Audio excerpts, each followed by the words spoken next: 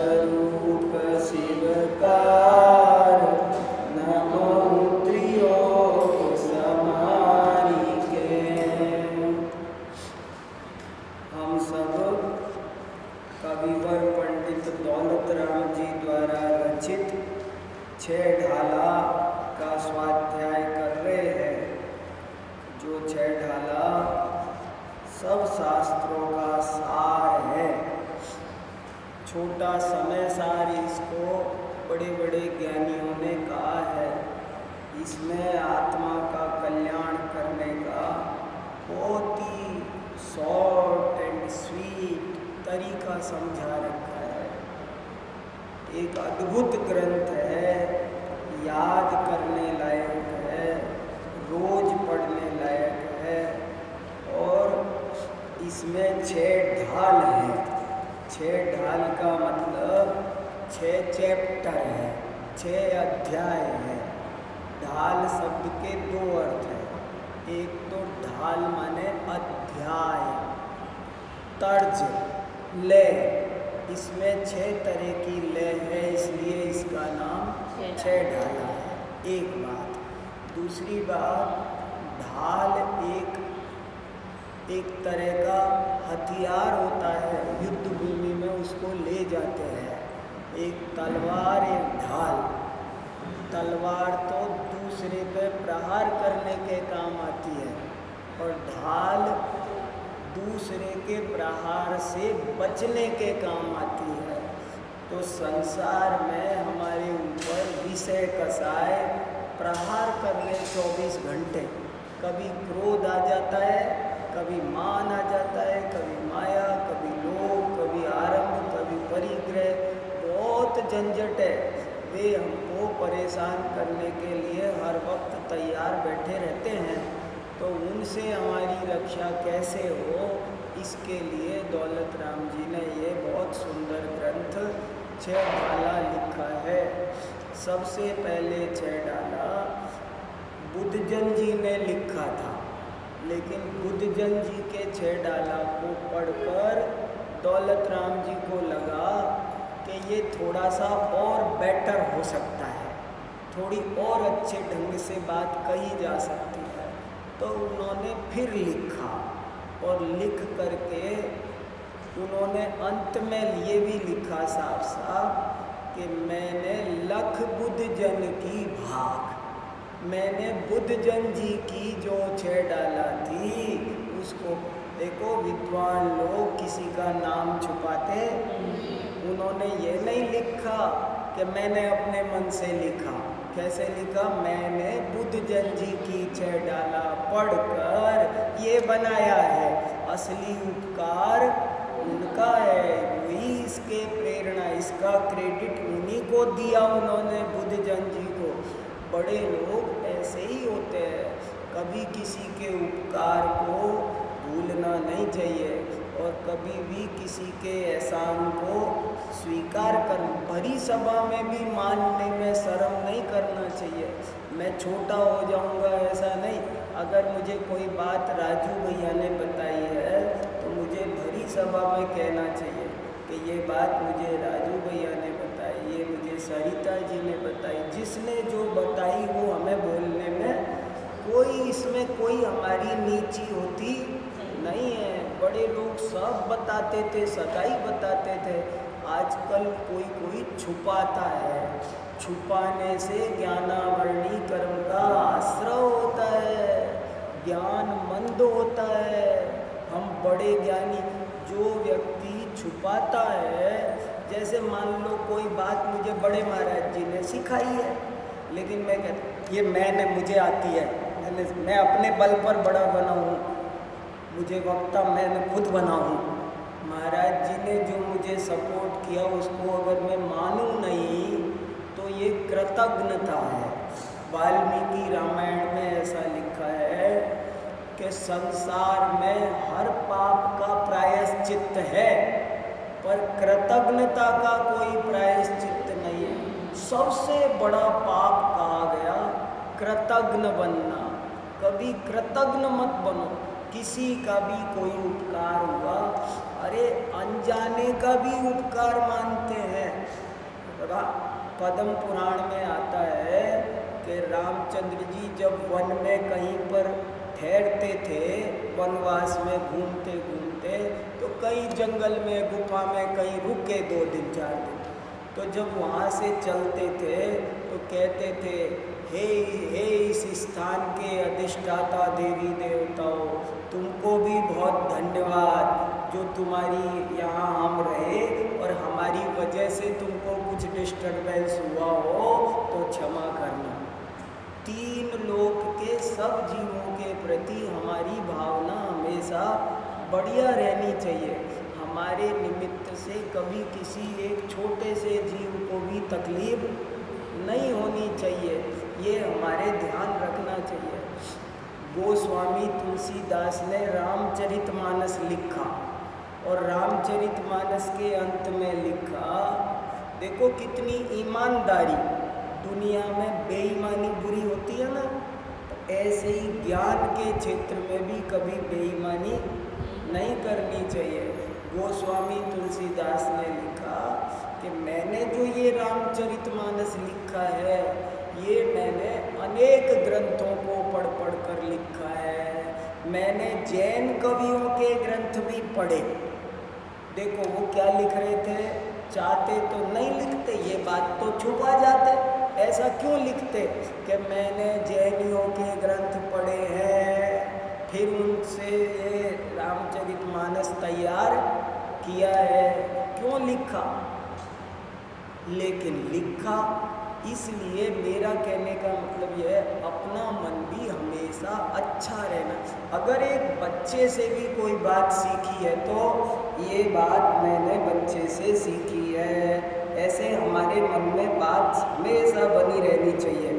हमने किसी से भी कोई बात सीखी है तो वो बात हमको आराम से बताना चाहिए।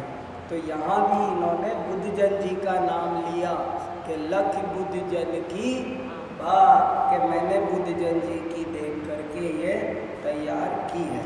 तो इसमें हमने पहली ढाल तो पूरी पढ़ ली थी और दूसरी ढाल शुरू कर दी थी। तो दूसरी ढाल में क्या वर्णन है? पहली ढाल में ये वर्णन था कि 4 गतियों में दुख है, 84 लाख योनियों में दुख ही दुख भरा है, ये तो थी पहली ढाल।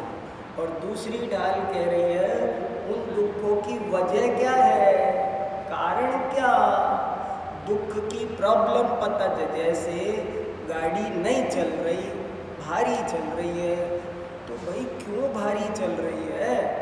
भारी चलने का कोई ना कोई कारण है, और अगर वो कारण पता चल जाएगा तो उसका इलाज हो जाएगा। भाई पता चल रहा है कि गाड़ी में पंचर पड़े हैं, दो टायर तो पंचर ही पड़े हैं, तो गाड़ी भारी चलेगी। पता चला कि कोई और कमी है, तो जो बात पता चलेगी उस कारण को ठीक करेंगे तो गाड़ी फिर से अच्छी चलने लग जाएगी। ऐसे ही हमको संसार में अनंत दुख भोगने पड़ रहे हैं। तो दौलत राम जी कह रहे वजह क्या हुई, क्यों दुख भोगने पड़ रहे हैं, कौन दुख दे रहा है? तो उन्होंने कहा कि सुनो, हमारे अंदर 3 गंदी चीज बैठी है। एक का नाम है मिथ्या दर्शन, दूसरे का नाम है मिथ्या ज्ञान, तीसरे का नाम है मिथ्या चारित्र। बस इसकी वजह से हम दुख उठा रहे हैं। और सुनो, इनने जो कहा, जो तो कहा, और जो नहीं कहा वो भी इसमें समझ लेना।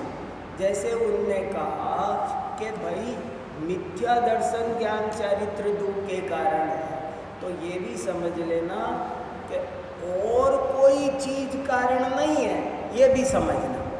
समझ में आया? दोनों चीज। जैसे मैं बोलूँ कि आज तो पूड़ी मिलेगी, इसका मतलब है आज रोटी नहीं, आज जो बनाया है। मैं बोलूँ कि अभी दिन हो रहा है, इसका मतलब है अभी रात नहीं है। तो उनने कहा मिथ्या दर्शन ज्ञान चारित्र ही दुख के कारण है। इसमें से क्या निकल आया कि और कोई दुख के कारण नहीं है। तुम समझ रहे होगे मुझे घर वाले दुख दे रहे हैं, तो इसमें नहीं लिखा। इसमें दुख के कारण क्या लिखा है?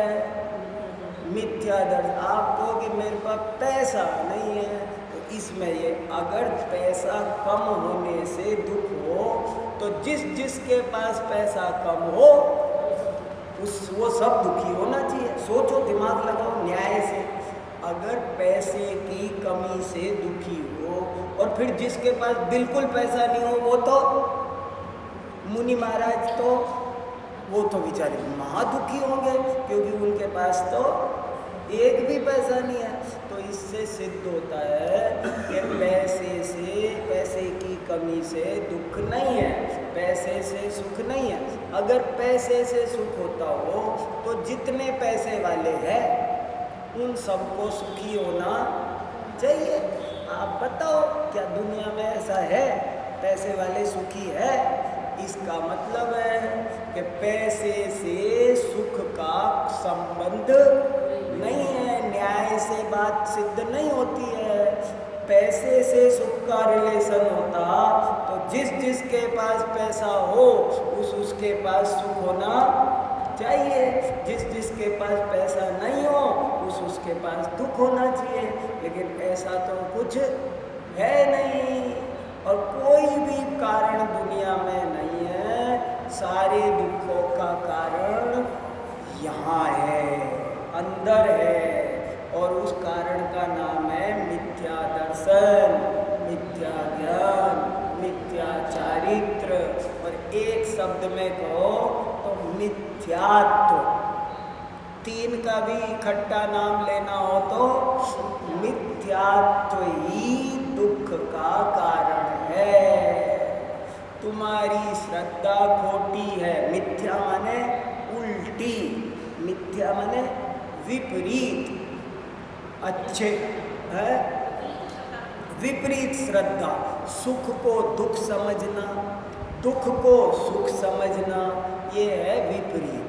जीव को अजीव समझना, अजीव को जीव समझना, अपने को पराया समझना, पराये को अपना समझना, ये है मिथ्या दर्शन, मिथ्या श्रद्धा, विपरीत श्रद्धान।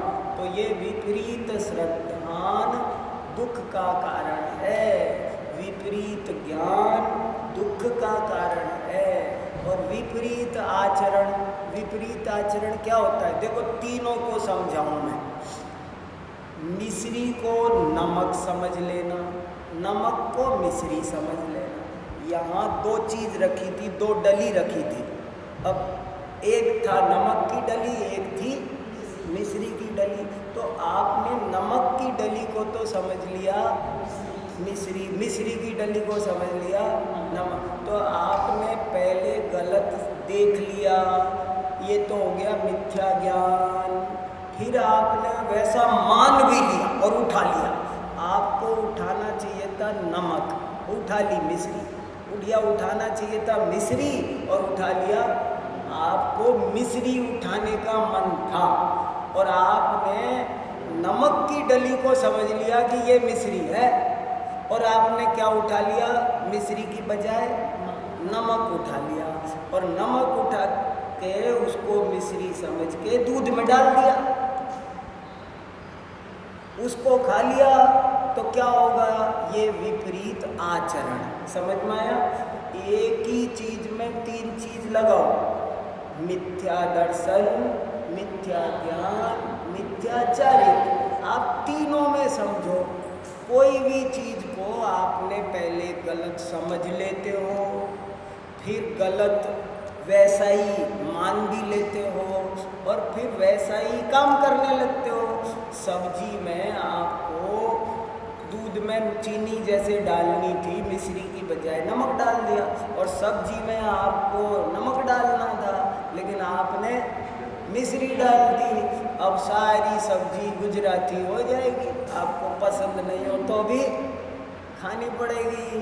तो इसलिए कह रहे हैं सारे दुख का, वो नमक दुख का कारण नहीं था। देखो गजब की बात, दुख का कारण नमक नहीं है, बल्कि नमक को मिश्री समझ लेना दुख का कारण। नमक ने बेचारे ने कोई जानबूझ के हमको दुख दिया?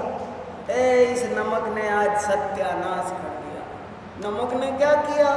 वो तो रखा था, आपने उस नमक को मिश्री समझ के उठाया। उसकी कोई गलती नहीं है, गलती आपकी है जो आप गलत समझ लेते हो। हम चीज़ों का यूज गलत करें तो कोई क्या करे? हर चीज़ का मिसयूज हो सकता है।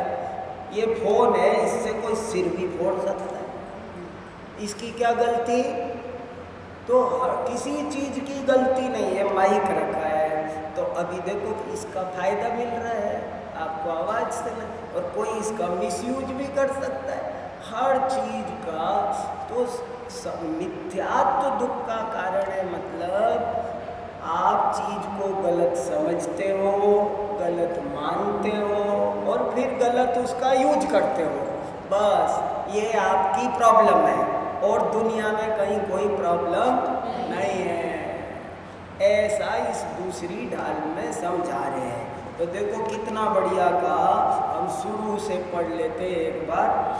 ऐसे नित्या दृग ज्ञान चरण वस भ्रमत भरत दुख जन्म मरण ताते इनको तजिए सुजान सुनती न संक्षेप वादि प्रयोजन भूत तत्व सर्वे दिन माहि विपर्ययत चेतन को है उपयोग रूप बिन मूरत जिन मूरति अनूप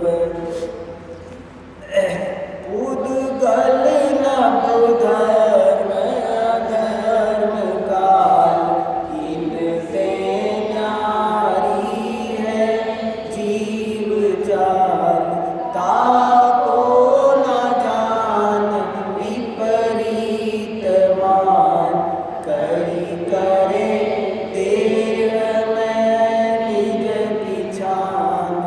ये तीन हमने पढ़े थे, तीन छंद।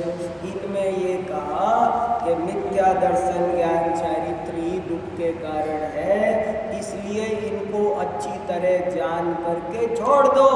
ताते इनको तजिए सुजान, इनको जान करके छोड़ो। इनको देखो एक अच्छी बात कही, ऐसे ही मेरे कहने से छोड़ दो नहीं कहा। कैसे कहा? जान के छोड़ दो। किसी के कहने से छोड़ने में क्या दिक्कत है कि सच्चा त्याग नहीं होता। किसी के कहने से करो तो सच्चा। एक आदमी पहाड़ पे चढ़ रहा था और साथ में एक थैला ले रखा था भारी सा। तो दूसरे ने कहा तू पागल है, इनको लेके क्यों चढ़ रहा है पत्थरों को, इनको छोड़ दे। और ज़बरदस्ती उसके हाथ से छुड़वा करके रख दिया। अब वो चल रहा है खाली, पर रोते जा रहे हैं। आगे जाके पूछा काहे को रो रहा है? आपने मेरा सारा माल वहीं छुड़वा दिया, उसमें सोने के बिस्किट थे। अरे भाई सोने के बिस्किट नहीं थे। तो फिर उसको वापस लेके आए। हाँ देख तू क्या पड़ा है? अरे इसमें तो पत्थर ही पत्थर है, ये तो पत्थर का तो पहाड़ ही है, पत्थर क्यों ढो रहा था मैं? पागल हूँ मैंने इनको सोना समझा, मैंने समझा ये सोने की ईंट है, इसलिए मैं इनको उठा रहा था। तो अगर आप किसी से ज़बरदस्ती छुड़ाओगे ना तो उसके मन में क्या रह जाएगा? आप किसी से कहो तू आलू छोड़ दे, छोड़ना पड़ेगा, छोड़ता है कि नहीं? अब वो छोड़ तो देगा आपके डर से, लेकिन उसके मन में रहेगा कि अरे मुझे, मैं इनकी वजह से नहीं खा सकता, बाकी तो वो तो है बहुत मज़ेदार। और जब वो अपनी इच्छा से समझ के छोड़ेगा तो वो साफ मन का हो जाएगा, उसका मन हल्का हो जाएगा। तो इसलिए कहा तुम तीन चीज़ छोड़ो, मगर जान के छोड़ो, अच्छी तरह समझ लो। हम तुम्हारी हेल्प कर रहे थोड़ी सी, हमारे कहने से नहीं, हम तुमको जानने में थोड़ी हेल्प कर रहे हैं बस। तुम जानो और जान के तुमको लगे ना कि बेकार है तो तुम छोड़ देना, तुमको समझ में आए तो तुम छोड़ देना। तो बोले साहब ठीक है, आप मुझे बताओ फिर समझाओगे।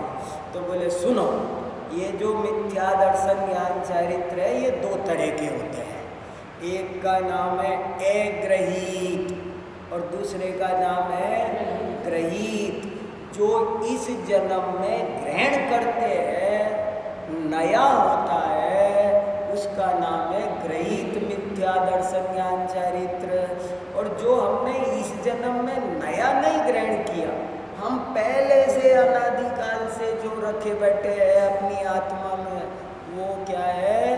अग्रहीत।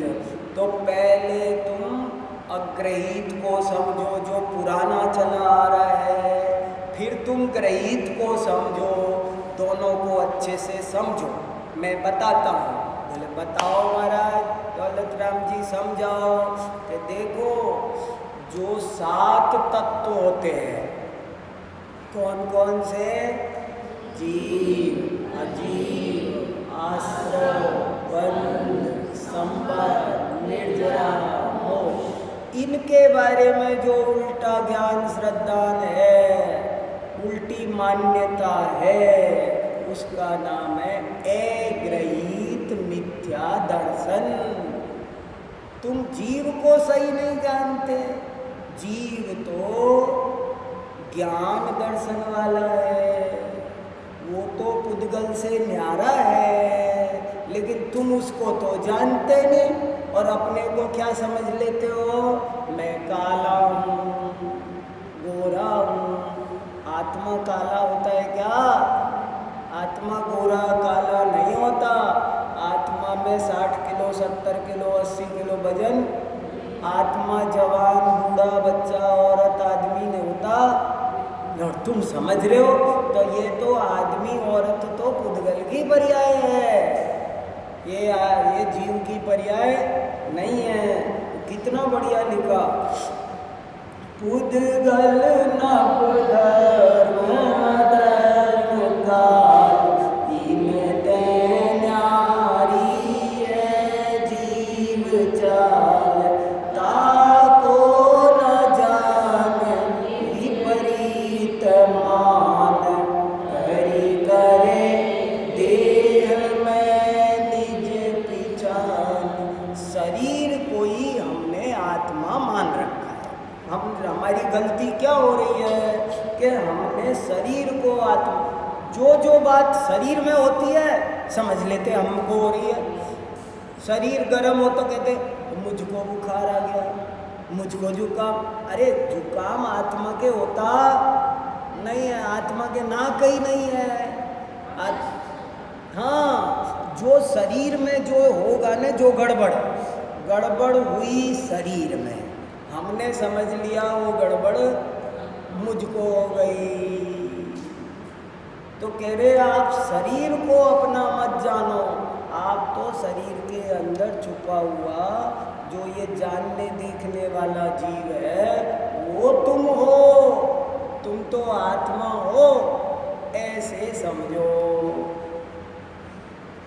मैं अब यही तो बात, यही मिथ्यात्व है जो नहीं समझते हैं। समझना है, यही समझना है, यही तो पहचानना है। अरे भाई देखो, जैसे यहाँ रामलीला हो रही हो, नाटक हो रहा है, तो एक को राम बनाएंगे, एक को सीता, एक को रावण, एक को कुछ बनाएंगे, तो वो थोड़ी बन गए, वो तो नाटक है। बस जैसे उसमें हम थोड़ी देर बनते हैं, ऐसे ही समझ लो ये पूरी जिंदगी बन गए। ये शरीर, ये जो शरीर है स्त्री का, वो तो आपने भेष धर रखा है। अब आपको पता इसलिए नहीं चलता है कि थोड़ा लंबे टाइम का भेष है वो तो एक रात का, घंटे 2 घंटे का है। वो तो 10 दिन की रामलीला होती है, और ये रामलीला ऐसी है कि इस नहीं अगले जन्म में तो अब आप पिछले जन्म में स्त्री थे, इसकी कोई गारंटी है?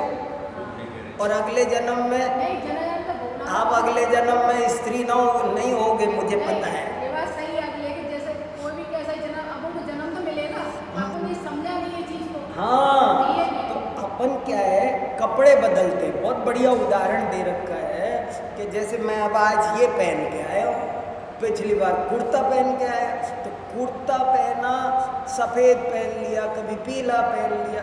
पीला कुर्ता पहनने से मैं थोड़ी पीला होता हूँ, काला पहनने से मैं थोड़ी काला होता हूँ। ऐसे ही ये शरीर है, मोटा हो जाए तो देखो, शरीर मोटा हो जाए तो क्या बोलते हैं हम? अरे मैं मोटा हो गया। शरीर पतला हो जाए तो अरे मैं पतला हो गया। अरे भाई, पतला मोटा आत्मा नहीं होता, आत्मा मोटा पतला नहीं होता, आत्मा बूढ़ा जवान नहीं होता। ये सब किसका काम है? शरीर का। कुर्ता फट जाए तो मैं थोड़ी फटा हूँ, कुर्ता फाड़ के फेंक देते हैं। ऐसे ही ये शरीर है, ये फट जाता है, जल जाता है, मिट्टी बन जाता है। अब बताओ, ये छोटी बात नहीं है। अब इसको सरल समझ लो चाहे कठिन समझ लो, यही जैन धर्म का सार है। अब इसको आप सरल भी समझ रहे, इतनी सरल बात पढ़ा रहे छेड़ाला में।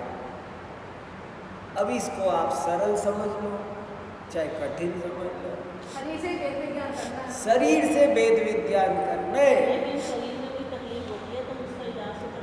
वो बात अलग है। देखो, कुर्ता फटे तो सिलवाना पड़ता है, बटन टूट जाए तो क्या करते? बात आपकी सही है। देखो, ये उसका इलाज करवाना वो एक न्यारी बात है, और यही मैं हूँ, फिर भी भिन्न जानना है। भाई देखो, बटन टूट जाए तो लगवाऊंगा कि नहीं, पर लगवाने का मतलब ये थोड़ी हो गया मैंने मेरे को कुर्ता ही जान लिया। अब कुर्ता पहन के प्रोग्राम में जाएंगे और ये बटन टूट गया है तो लगवाना तो पड़ेगा। ऐसे ही शरीर में भी कुछ डिफिकल्टीज आती है तो उसकी रिपेयरिंग कराते, गाड़ी की रिपेयरिंग कराते, सबकी होती है। तो वो एक न्यारी बात है, पर हम वो नहीं हैं। ऐसे हमको समझना बहुत ज़रूरी है। देखो, तो कितनी बढ़िया बात लिखी, उद्गल नभ धर्म अधर्म काल, इनते न्यारी है जीव जाल, ताको न जान विपरीत मान, करी करे देह में निज पिछान, मैं सुखी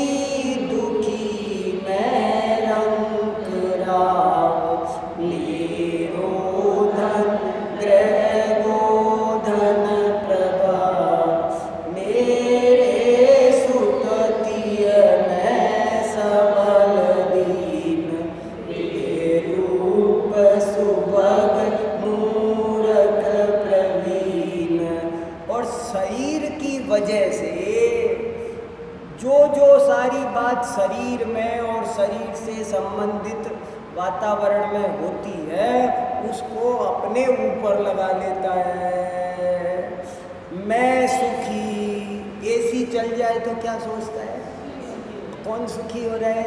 थोड़ी बहुत शरीर, थोड़ा बहुत शरीर गर्म हो रहा था, पसीने आ रहे थे, उसको थोड़ी हवा लगी ठंडी, ये क्या समझ रहा है?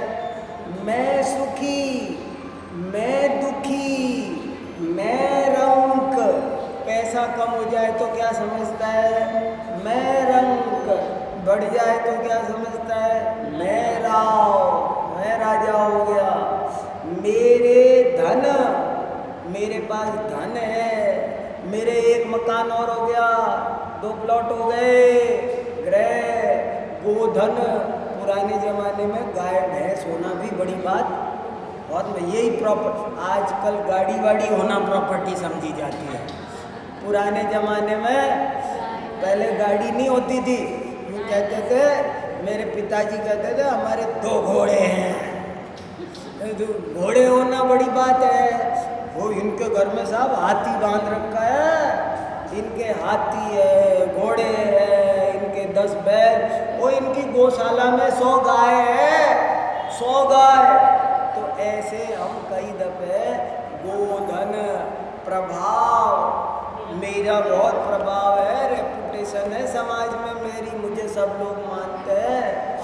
मैं सुखी दुखी मैं रंग राव, मेरो धन ग्रह गोधन प्रभाव, मेरे सुत, ये मेरे बेटे हैं, मेरे 1 है, 2 है, 4 है, 5 है, सब हमारे 5 बेटे हैं।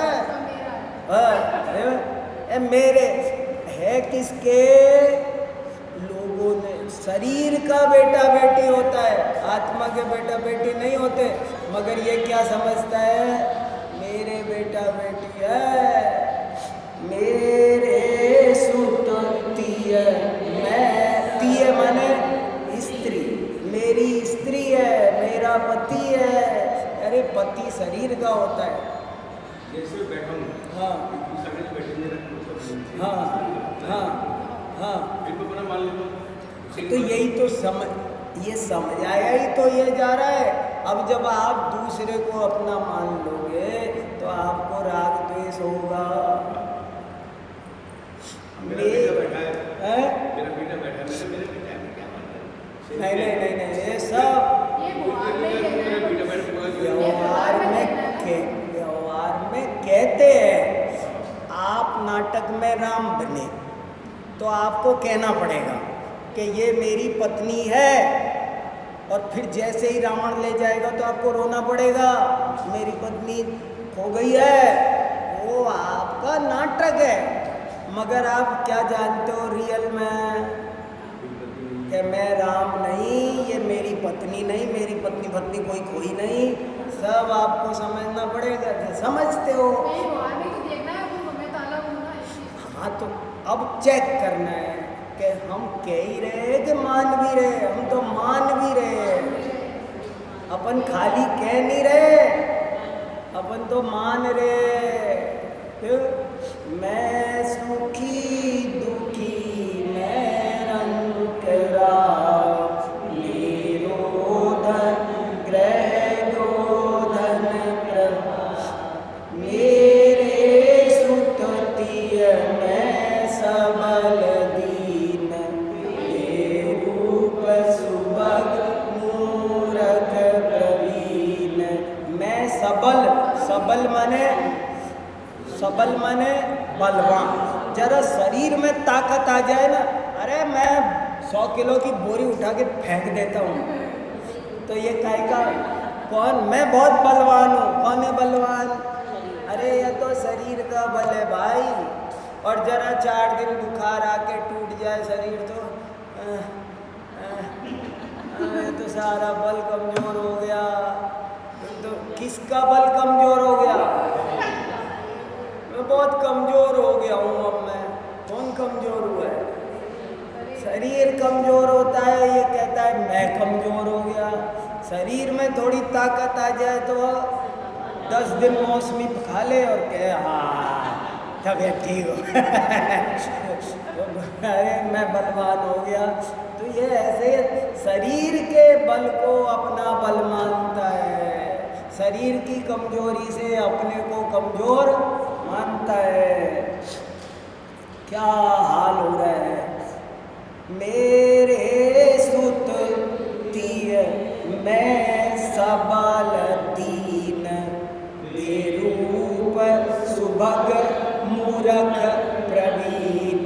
बेरूप माने कुरूप, मैं जरा शरीर थोड़ा सा असुंदर हो तो क्या कहता है?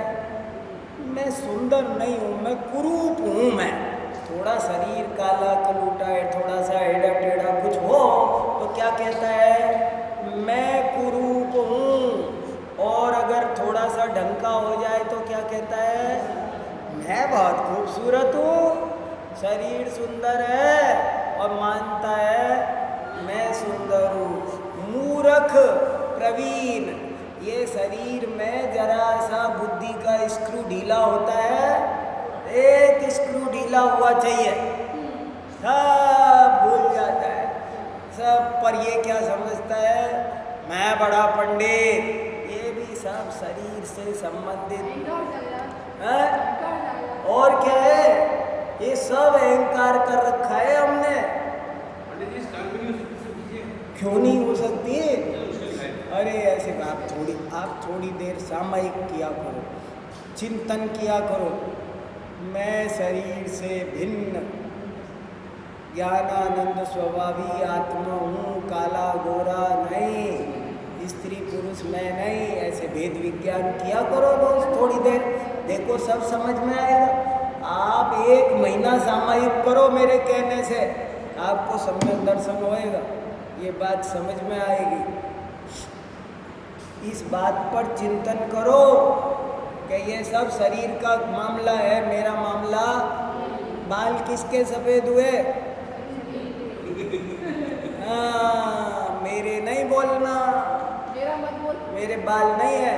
हाँ जैसे पहले ब्रज ऋषभ नाराज संगठन होता था, हाँ तभी वो शरीर का ही तो होता था। हाँ, और क्या? तभी तपस्या कर सकते थे, अब कहते हैं अब नहीं होता, तो हाँ। अब हम वो भी तपस्या भी नहीं कर सकते और मोक्ष भी नहीं हो सकता। हाँ, तो मोक्ष नहीं हो सकता मगर सम्यक दर्शन तो हो सकता है भाई।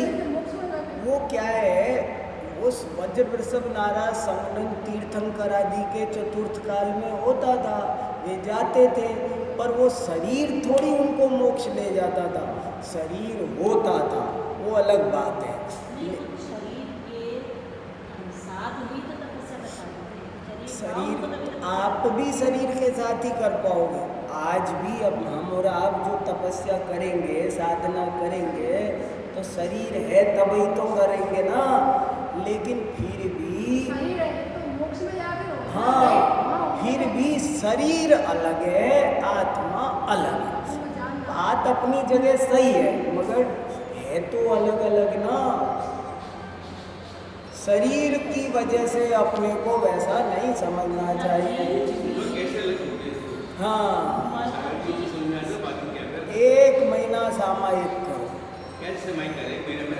ऐसे करो ना, मैं चिंतन करो, मैं कौन हूँ, मैं कौन नहीं हूँ, ये जीव चिंतन भी करो। शरीर की सहायता के बगैर ही तो मोक्ष को प्राप्त नहीं हो सकता ना। अब देखो, इसको थोड़ा समझने की बात है।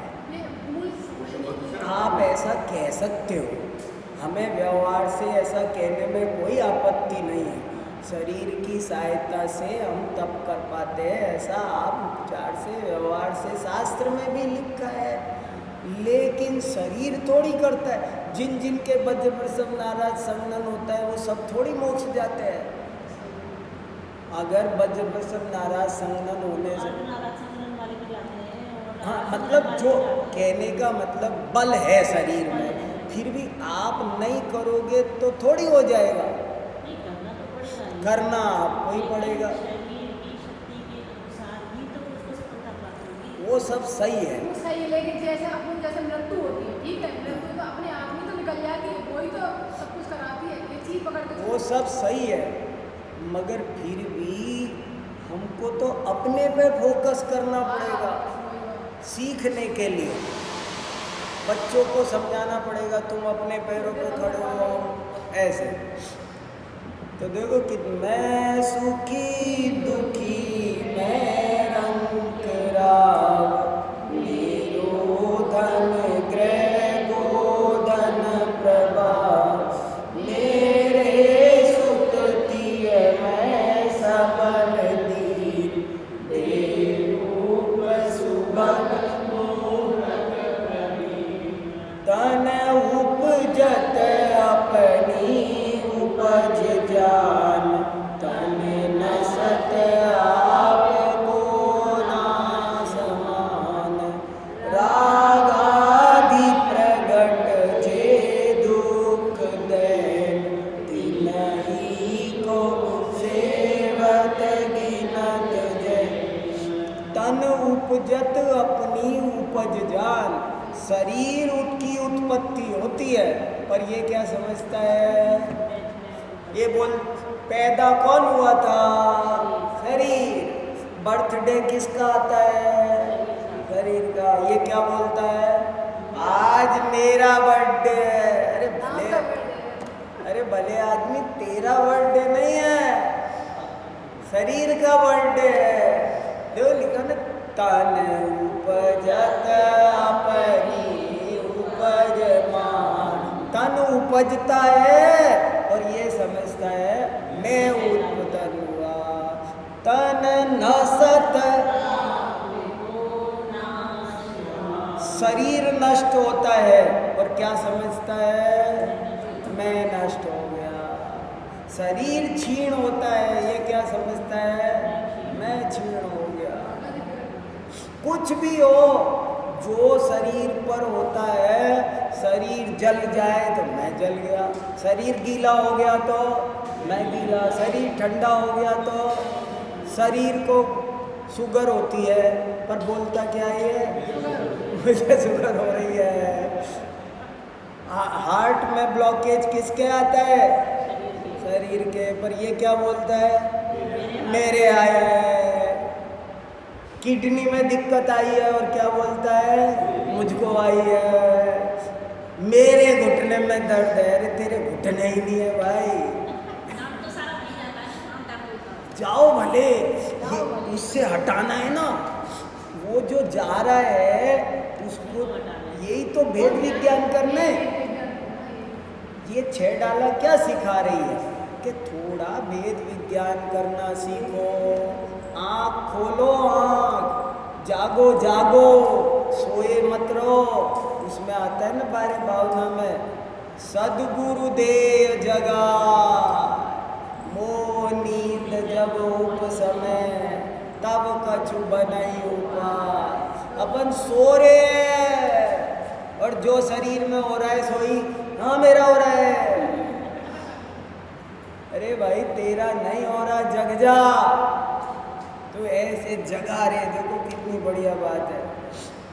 तन उपजत अपनी उपज जान, तन नसत आपको। अब देखो इसमें एक खास अर्थ निकालता हूँ मैं, नया अर्थ। आप लाइन देखो, मैं एक नई खास बात दिखा रहा हूँ। बड़े लोग कैसे किताब लिखते हैं। देखो यहाँ लिखा, शरीर की उत्पत्ति होने पर, शरीर का जन्म होने पे अपना जन्म मानता है, और शरीर का मरण होने पर तो जन्म से ले जन्म पकड़ लिया और मरण पकड़ लिया। इसका मतलब बीच की सारी बात भी समझ में आया। माने शरीर के साथ में वहाँ शरीर पैदा हुआ तो पैदा माना, मरा तो कह रहे शरीर बच्चा है तो खुद को बच्चा जान, शरीर जवान हुआ तो अपने को जवान जान, शरीर बूढ़ा हुआ तो अपने को बूढ़ा जान।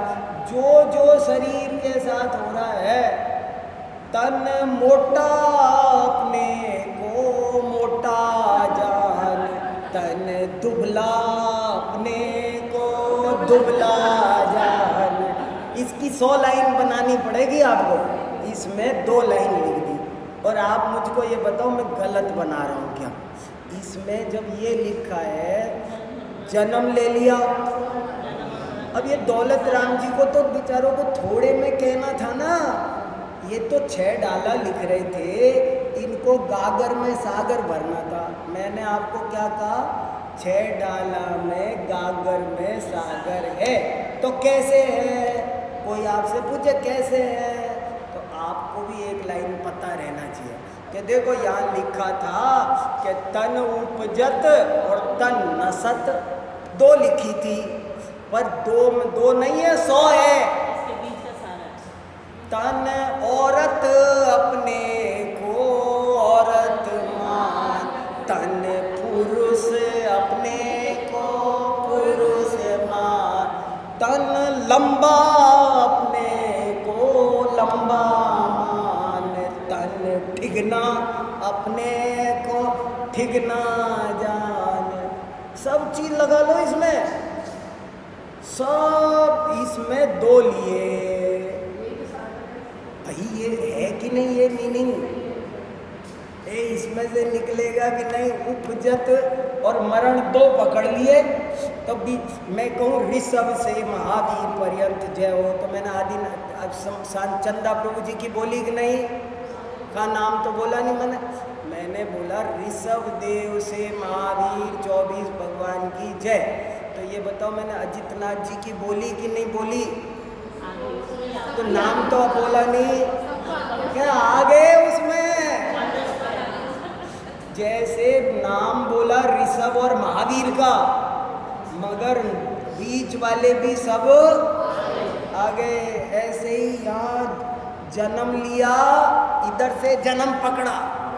वो दोहा लिखते थे ना पहले, तो एक शब्द इधर का लिखते थे, एक इधर का लिख देते थे, बीच बीच में डॉट डॉट लगा देते थे। ऋषवादी वीरांतेभ्य, तो उसमें शांतिनाथ आए कि नहीं? आ गए। ऐसे ही देखो दौलत राम जी ने कितनी होशियारी से एक तरफ क्या पकड़ा? तन उपजत, तन उपजत अपने को, है ना? तन उपजत अपनी उपज जान, तन नसत आपको नास मान।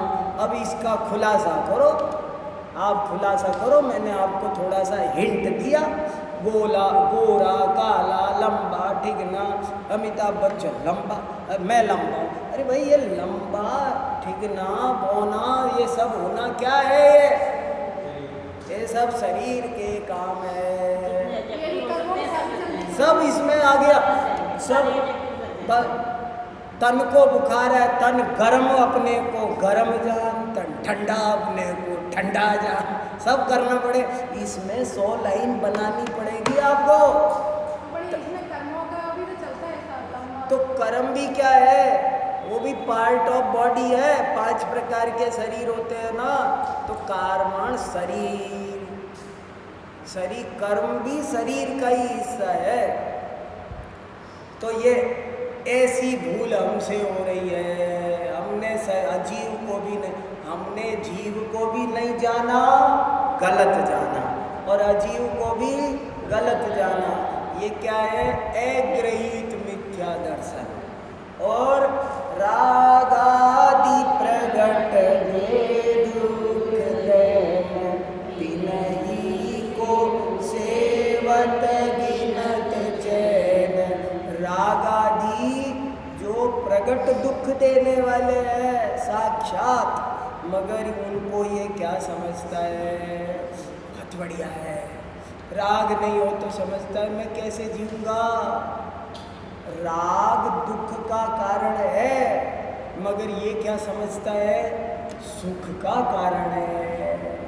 जो दुख का कारण है उसको क्या समझता है? जैसे किसी को खुजली हो जाए, किसी कहते हैं खुजली हो जाए ना यहाँ, तो उसको खुजाने में बहुत आनंद आता है। अच्छा, और खूब को बोले बहुत, और लेकिन खुजाना ही उसके लिए बहुत बड़ा अपराध है। वो खुजाता है, उसकी वजह से ही उसकी खुजली विकराल होती है, दुख देती है। इसलिए कह रहे हैं कि देखो भाई, राग आदि प्रगट में दुख देने वाले हैं, पर ये जीव उन्हीं को सेता रहता है और गिनत मानता रहता है। आहा, राम आ रहा है। गंदे काम करता है, दुख पाता है और समझता है कि मुझे सुख मिल रहा है। दुख के कारण है ये सब, मगर ये सुख समझता है। 5 इंद्रिय के विषय भोगों से दुख होता है, पर ये क्या समझता है? मुझे सुख मिल रहा है। शुभ अशुभ बंध के फल मजार, रति अरति करे निज पद विसार। आत्महि करे तु विराग ज्ञान, ते लखे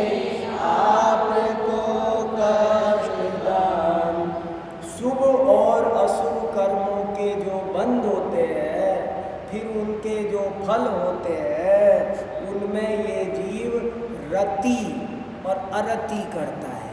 रति माने बढ़िया है, अरति में बुरा है, ऐसे भाव करता है। पर कर्म का फल तो सब बुरा होता है, कर्म के सारे फल बुरे होते हैं, लेकिन एक को तो ये क्या समझता है, अच्छा, एक को समझता है बुरा। तो बोले ये सब इसकी भूल है, कोई कर्म का फल अच्छा बुरा होता नहीं है। और अच्छा बुरा तो ज्ञान वैराग्य से है जीव का भला। तो आत्मा के हित के कारण तो ज्ञान और वैराग्य है, परंतु ये जीव उनको कष्टदायक मानता है। उनको क्या मानता है, कष्टदायक। उनसे समझता है इनसे तो मुझे तकलीफ है। देखो कैसा हाल है, हमारे पास में परिग्रह नहीं हो तो बढ़िया है कि हो तो बढ़िया है। मगर ये क्या समझता है, देखो गाड़ी नहीं हो तो कहता है ये तो दुख है। वास्तव में पूछा जाए तो गाड़ी है ये दुख है, नहीं है ये थोड़ी दुख है। इसमें क्या दुख है, नहीं है तो इसमें क्या दुख है, लेकिन है इसमें दुख है। इसको परिग्रह में जितना परिग्रह होता है उतनी चिंता सताती है। 2 जोड़ी कपड़े हो तो चिंता नहीं है, ये बदलो ये बदलो ये बदलो ये बदलो। और 10 जोड़ी हो तो, और 100 हो तो, और 100 हो तो बार 4 बार ड्रेस पहन के उतार के रख देते हैं। पहनी नहीं ये नहीं पहनना, दूसरी पहनना है। तो जितना परिग्रह उतना दुख का। हाँ, पर कम करना चाहिए।